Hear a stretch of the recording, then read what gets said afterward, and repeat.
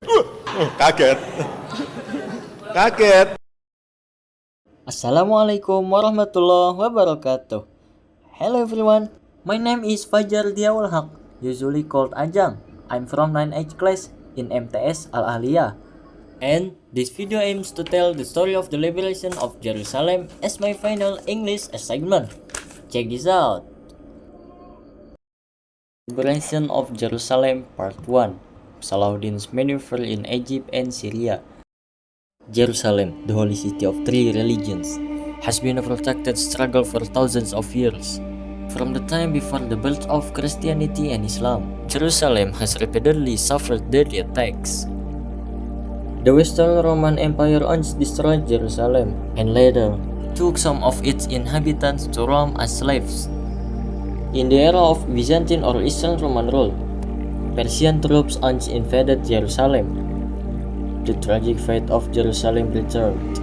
The Persian army committed massacres in various parts of the city. A change of power without massacre occurred when the Muslim army took Jerusalem. The Umayyad Covenant protected all the inhabitants of Jerusalem, both Christians and Jews. About 500 years later, tragedy struck Jerusalem again, as hundreds of thousands of troops from Europe invaded the Levant and then Jerusalem. On June 7, 1099, the European Crusaders, led by Godfrey of Bouillon, had reached the other fortress of Jerusalem. At that time, Jerusalem was the territory of the Fatimid Caliphate. The governor of Jerusalem, Iftikhar al-Dawla, tried to defend the city with all his abilities. Historical documentation records that there were not too many Fatimid troops in Jerusalem. There were only about 1,000 guard personnel. Of these troops, there were only 400 elite cavalry personnel. With this inadequate number of troops, Iftikhar had to face 40,000 troops already outside the castle walls. The Crusaders didn't easily penetrate the walls of Jerusalem. Godfrey then divided his army into two and surrounded Jerusalem from the north and south. On June 13th, Godfrey ordered the first attack. The attack failed. The Crusaders didn't have heavy equipment to support the battle. The Crusaders returned to the attack after getting heavy equipment assistance from English and Genoese ships. A month later, July 14, 1099, the Crusaders made a major attack.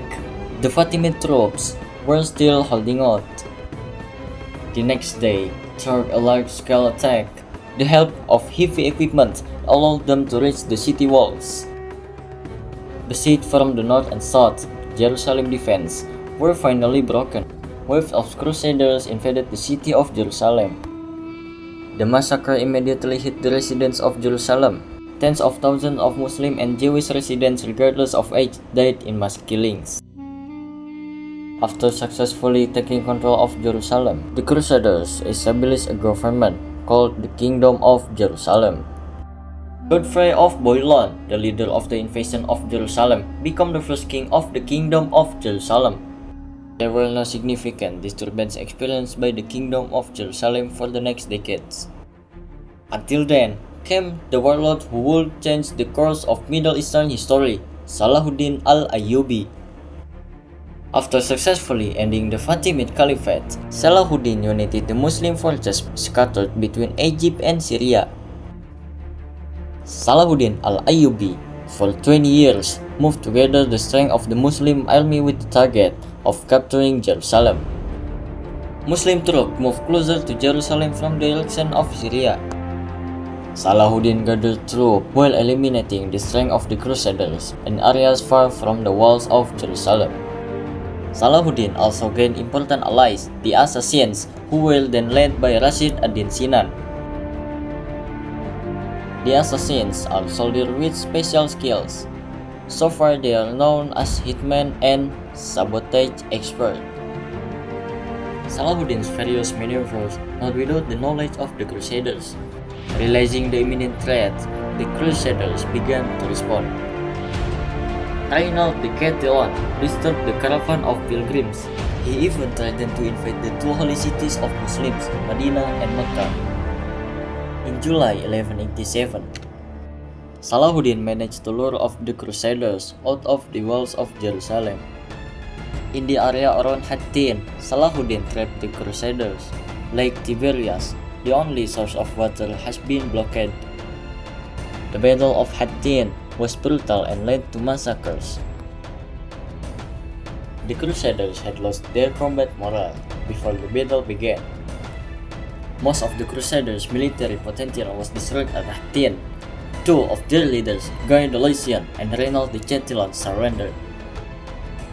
Guy de Lusignan, who was the supreme leader of the Kingdom of Jerusalem, he was taken prisoner until the completion of the Battle of Jerusalem, while Reynold de Chatillon was sentenced to death shortly after the Battle of Hattin. Salahuddin now directed his army toward the Holy City, Jerusalem. With the Crusaders destroyed at Hattin, the Kingdom of Jerusalem was left to rely on the thickness of their walls. Liberation of Jerusalem, Part 2. Entering the Holy City with Generosity. The Battle of Hattin had destroyed most of the Kingdom of Jerusalem's military potential.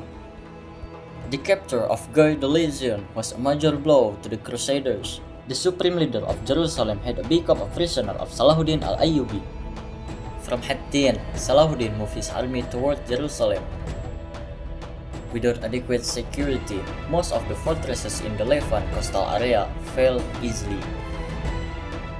The refugees and fugitives of war took refuge in Tyre, which was still able to survive because the arrival of Conrad of Montferrat's troops, a nobleman of the Kingdom of Jerusalem who was in Tyre.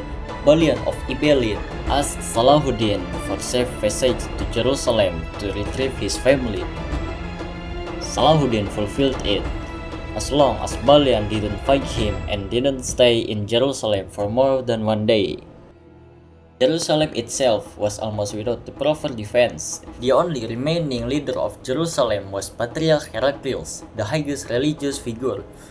Balian found Jerusalem crowded with refugees and fugitives, and more arrived every day. Patriarch Heraclius and Queen Sybilla asked Balian to be responsible for the defense of the city. Balian agreed to the request and informed his decision to Salahuddin, who was still in Ascalon. Although Balian broke his promise, Salahuddin al-Ayyubi still provided protection to the Balian's family, who fled to Tripoli. In Jerusalem, Balian of Ibelin took pains to build the city's defense. There were no more than 14 crusaders. Balian hastily increased the number to 60. On September 20, 1187 AD or 583 Hijriah, Salahuddin's army had arrived outside the walls of Jerusalem. Historical documentation states that Salahuddin brought 20,000 troops. With the troops already surrounding the city, Salahuddin al-Ayyubi still offered peace with his generosity. The failure of the peace negotiations meant Salahuddin troops began the attack on the city. The two main targets of the attack were the Tower of David and the Damascus Gate.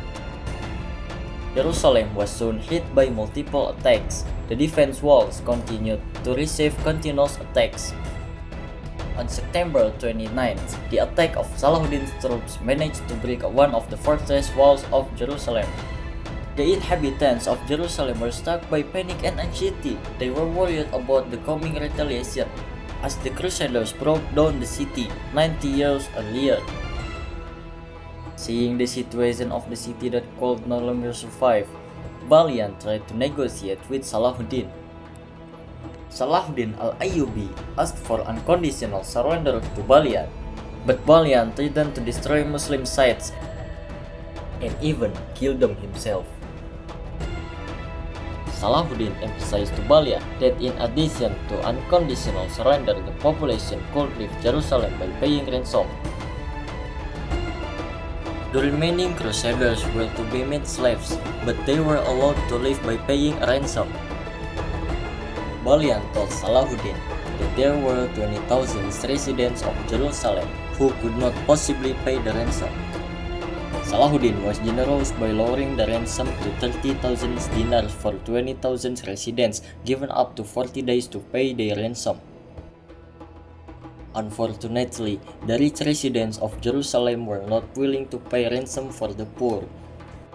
Even Patriarch Heraclius, the highest religious leader in Jerusalem, left the city with a carriage full of property. Seeing that many residents of Jerusalem were unable to pay the ransom, Salahuddin and his brother Al-Adil and the officers of the Muslim army actually paid the ransom. Salahuddin also allowed Queen Saybila to meet Guy the Lycian, who was in prison. All the women of Jerusalem were guaranteed safety. Several women who were wives of Crusader troops and knights begged Salahuddin to have their husbands released if they were still alive. A squire Balian of Ibelin later documented Salahuddin's kindness in full price. On October 2nd, 1187 AD, Salahuddin al-Ayyubi entered the city of Jerusalem. In the Hijriah calendar, the day fell on 27th Rajab to coincide with the Isra Mi'raj of Prophet Muhammad.